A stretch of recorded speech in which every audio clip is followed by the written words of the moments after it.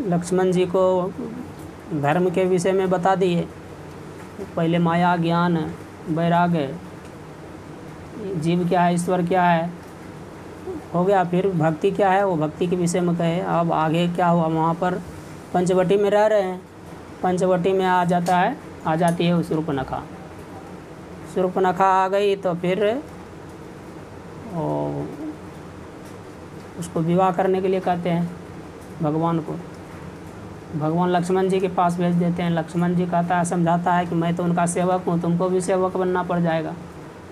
तब फिर सीता जी को देख करके उसको डराने लगता है, तब उसको नाक कान काट देता है। किसको? शूर्पणखा का। लक्ष्मण जी नाक कान काट दिए। तब फिर वो गई वहाँ, खरदूषण उसका भाई था, खरदूषण तीसरा, उसको बुला के लाया। फिर लड़ाई हुई, सबको राम जी मार दिए। फिर वहाँ से भाग करके पुरुष मनोहर निरखत नारी, होई विकल सक मनहि न रोकी, जिमि रवि मणि द्रव रवि विलोकी,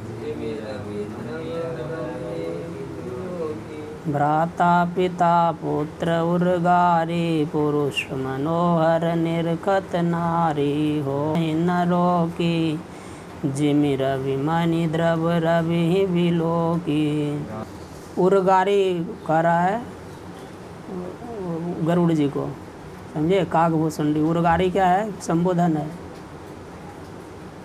भ्राता पिता पुत्र कोई भी हो, भाई हो, पिता हो, पुत्र हो, पुरुष मनोहर निरखत नारी का, नारी मनोहर पुरुष को देखते हैं क्या, हो ही विकल सक मन ही न, वो अपने मन को रोक नहीं सकती, काम के वशीभूत हो जाती। कैसे? तो उदाहरण दिया, जिमि रवि मणि द्रव रवि ही बिलोकी। सूर्य रवि को बिलोकी, रवि जब सूर्य उदय होता है उसको जब वो सामने हो जाता है, रवि के सामने मणि, सूर्यकांत मणि, तो वो क्या हो जाता है, द्रव पिघलने लगता है, समझे। उसी तरह स्त्रियां के लिए उदाहरण दिया कि वो पुरुष को देखते हैं विकल हो जाती है अपने मन में।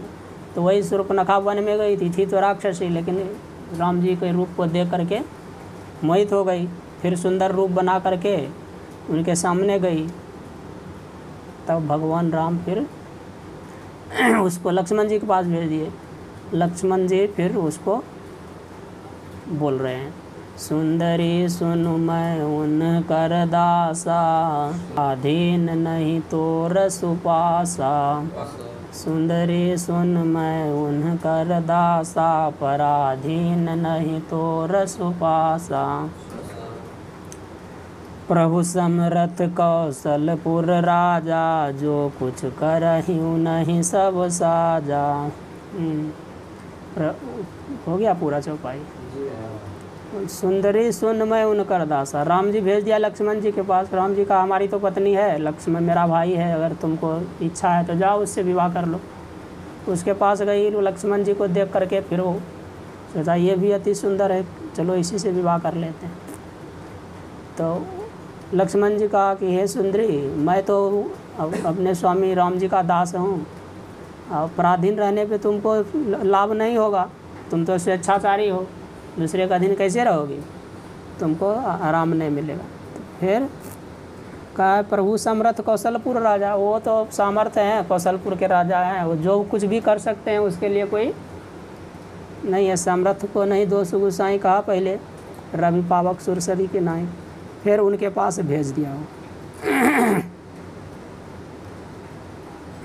उस और बोल रहे हैं लक्ष्मण जी, सेवक सुख चाह मान भिखारी, व्यसनि धन शुभ गति विभिचारी, लोभी जस चाह चार गुमानी, नव दुहि दूध चाहत ये प्राणी।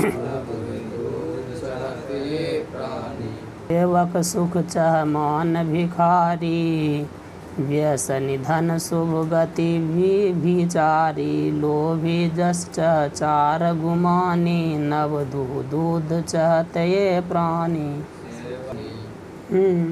इस पर वो उसके पास लक्ष्मण पहले राम जी के पास गई, फिर लक्ष्मण जी के पास आए। लक्ष्मण जी अपने असमर्थता बताया तो कहा कैसे व्यक्ति को सुख नहीं मिलता है, उसके ऊपर कह रहा है सेवक सुख चाहे मान भिखारी।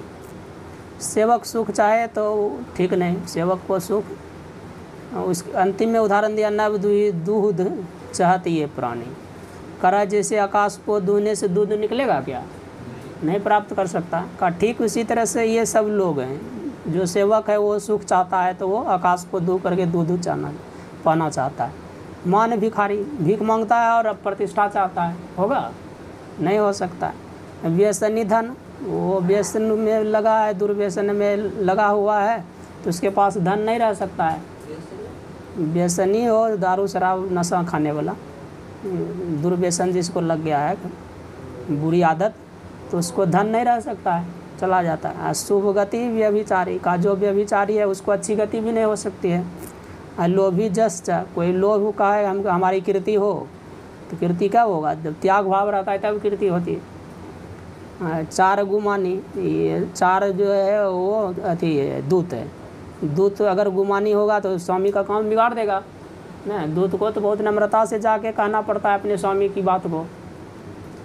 अगर ऐसा नहीं वो कर पाया तो फिर वो भेद खुल जाएगा और उसको बंदी बनाएगा, स्वामी का काम नहीं हो पाएगा। तो कहा ये सब वैसे व्यक्ति है, अगर ये सब में ये इसके विपरीत हो रहा है, वो सेवक को सुख नहीं चाहिए, भिखारी को मान नहीं चाहिए, व्यसनी को धन नहीं हो सकता है, व्यभिचारी को शुभ गति नहीं हो सकता है, लोभी की कीर्ति नहीं हो सकती है, और दूत को गुमानी नहीं होना चाहिए। अगर ये सब चाहता है तो फिर वो आकाश को दूह करके दूध चाहता है, जो कि संभव नहीं है। फिर क्या हुआ, वो राम जी के पास फिर गई हो तो लक्ष्मण जी के पास वो भेज दिए। और लक्ष्मण जी को फिर क्रोध आ गया, फिर उसको डांटा फटकारा, फिर वो बहुत भयंकर रूप दे करके सीता जी को डराने लगी, फिर नाक कान काट दिया। फिर अपने भाई को बुला के लाया, खरदूषण त्रिशराज था, फिर लड़ाई हुई, मर गया, मारा गया राम जी के हाथ में। फिर जा कर के लंका में गई और रावण को उपदेश दे रही, वो कौन, शूर्पणखा। राजनीति बिनु धन बिनु धर्मा,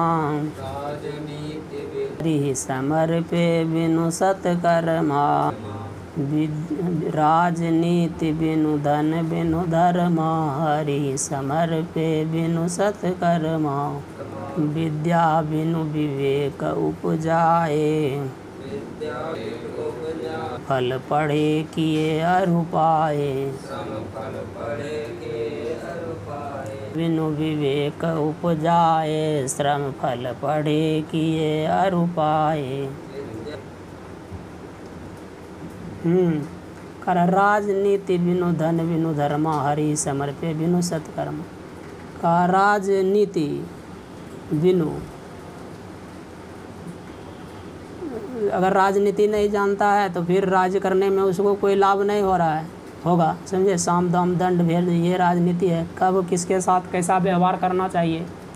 शक्तिशाली हो गया तो वहाँ क्या होना चाहिए, नम्र हो जाना चाहिए। कमज़ोर है तो उसको उसके हिसाब से, जैसा जो है उसके हिसाब से करना चाहिए। जहाँ साम का प्रयोग होगा वहाँ साम का, जहाँ दंड है वहाँ भेद का। ये सब नीति है चार, साम दाम दंड भेद। बहुत बलवान है, नहीं जीत पाएगा तो भेद नीति करना पड़ता है, लड़ा करके कमज़ोर कर देगा ना। अब दूसरा बलवान है, अपने कमज़ोर है तो अपने को सरल बना लेना। अगर कमज़ोर है, सीधा कमज़ोर है तो उसको दंड नीति से काम लेना। ऐसे करके चार नीति है। करा हरि समर्पे बिनु सत्कर्मा, करा हरि समर्पे बिनु, अगर सत्कर्म करते हैं और परमात्मा को अर्पण नहीं करते हैं तो वो सत्कर्म नहीं है ना। परमात्मा को धन बिनु धर्म नहीं हो सकता है। धर्म करने से ही धन का उपार्जन होता है। बिना धर्म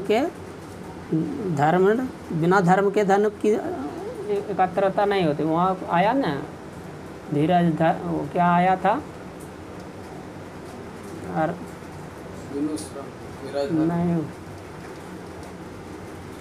मति की रति गति भूति भलाई, जब जेहि जतन जहाँ जेहि पाए, सो जानब सत्संग प्रभाव।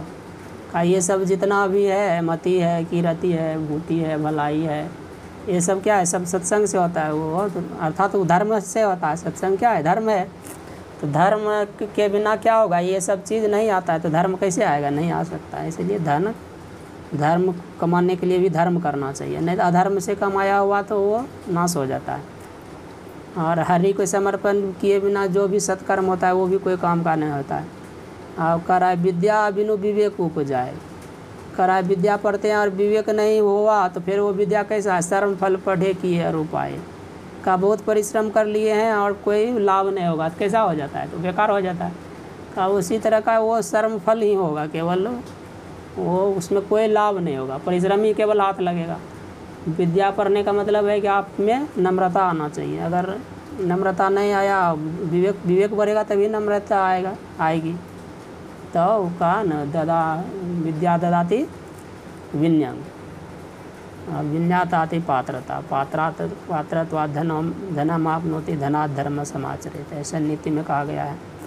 इसीलिए विद्या पढ़ने का मतलब है अपने में सरलता आना चाहिए, समझे। सत्य क्या है, असत्य क्या है, ये समझना चाहिए। सत्य परमात्मा है, असत्य संसार है। ऐसा कौन बोल रही है, शूर्पणखा कर रही है उसको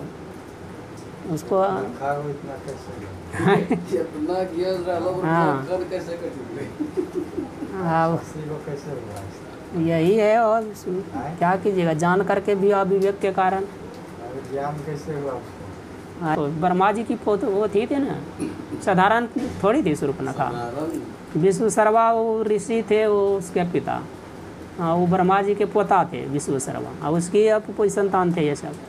तो साधारण ब्राह्मण कुल में जन्म लिया था, लेकिन क्या कीजिएगा स्वभाव के कारण थोड़ा ये हो गया। हाँ, उसकी माता राक्षसनी थी कैकसी, लेकिन पिता तो ब्राह्मण थे ना। तो वो सब ज्ञानी था ही, लेकिन स्वभाव हो जाता है ना, जानबूझ करके उसको उसी में मन लगता है, तो वैसे लग गया। अब आगे बोल रही है, संग ते जाति को मंत्र ते राजा, मानते ज्ञान पान ते लाजा, संग ते जाति को मंत्र ते राजा, मानते ज्ञान पान ते लाजा, इति प्रणय बिनु मद ते गुनी, ना सही वेगिनी तियस सोनी। ये सब जो बोल रही है वो रावण को जा कर के, वो उसको धर्म सिखाना नहीं चाहती, उसको अवहेलना कर रही है कि तुम अपने को बहुत बड़ा ज्ञानी समझता है। तुम्हारे हाँ, वो उसको बताएंगे उसी को प्रसंग में। क्या संग ते जति को मंत्र ते राजा, मानते ज्ञान पान ते लाजा, प्रीति प्रणय बिनु मद ते गुनी, न सही वेगिनी तियस सुनी। हाँ, करा संग ते जति, करा जति सन्यासी है, का सन्यासी हो गया है और संसार का संग करेगा तो क्या होगा, उसका नाश होगा कि नहीं। को मंत्र ते राजा, राजा है, मंत्र अच्छा मंत्र न देने वाला मंत्री नहीं होगा तो राजा का भी नाश हो जाएगा। हम मानते ज्ञानी, कोई अपने को ज्ञानी समझता है और अहंकारी है तो वो उसका गुण नाश हो जाएगा। मान मतलब अहंकार है, घमंड करता है। हाँ, फिर का पान ते लाजा, अगर मद्यपान करेंगे तो लज्जा चली जाती है, वो क्या करना चाहिए क्या बोलना चाहिए पता नहीं लगता है। हाँ, प्रीति प्रणय बिनु, प्रणय कर यहाँ करा है, प्रीति जो है, प्रीति नम्रता चली जाते हैं, बिना नम्रता नहीं रहेगी तो प्रीति कर नहीं रह पाएगा। हाँ, नहीं रहेगा। मदते गुणी, घमंड से वो गुण जो है वो नाश हो जाता है। और कारण नाश सही बेगी नीति है सुनी, ये सब नाश हो जाते हैं। रावण को कहा तुम अपने को ज्ञानी समझते हो और ठीक से तुम नीति भी नहीं जानते हो, तो इसीलिए शत्रु आगे तुम्हारे सिर पर बैठ गया। कहा वैसे हो गया, जैसे कि कोई भगवान को समर्पण किए बिना पूजा करता है, बहुत पढ़ लिख लिया और विवेक उत्पन्न नहीं हुआ, सन्यासी हो गया और संसार में मन लगाता है, तू राजा हो गया और तुमको मंत्री अच्छा मंत्रणा देने वाला नहीं है ना, और अपने को बहुत ज्ञानी समझता है तुम, अथवा जो ज्ञानी समझता है उसका ज्ञान भी चला जाता है, लज्जा चली जाती है। ये सब उसको दे करके समझाया रावण को कि तुम यहाँ पर निश्चिंत पड़े हुए हो और नीति को ठीक ठीक समझ नहीं पाते हो। शत्रु को छोटा बड़ा नहीं समझना चाहिए, उस पर शत्रु को छोटा क्या क्या छोटा नहीं समझना चाहिए, वो फिर बता करके वो बोल रहे रिपुरुज पावक पाप कई विविध विलाप करी लागी रोदन करन। रिपुरुज पावक पाप प्रभु यही गनियन छोट करी, हस कही विविध विलाप करी लागे रोदन करन। हाँ, रिपु शत्रु है, रुज मतलब रोग है, आप पावक अग्नि, आप पाप तो जानते हैं, पाप पंच पाप है।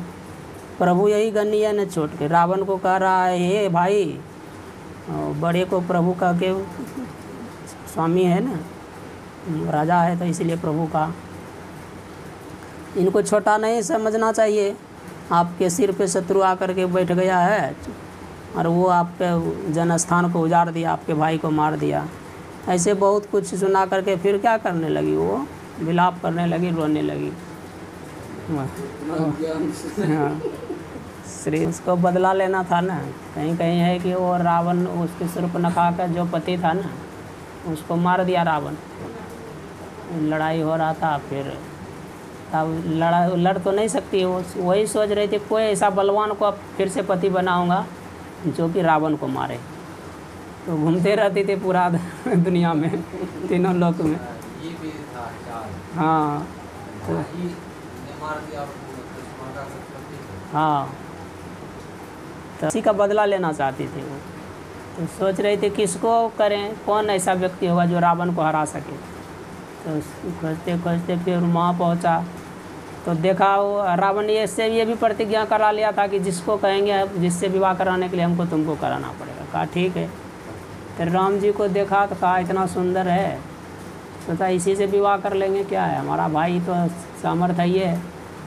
फिर वो जब देखा उसके सामर्थ्य को देखा, देखने से भी पता लगता है ना कैसे सामर्थ्य है। फिर खरदूषण को बुला के लाया मर, तब वो और निश्चय कर लिया कि ये रावण को जरूर मार देगा। फिर उसको बुला के लाया, फिर मार ही दिया सब। चलिए श्री सद्गुरु महाराज।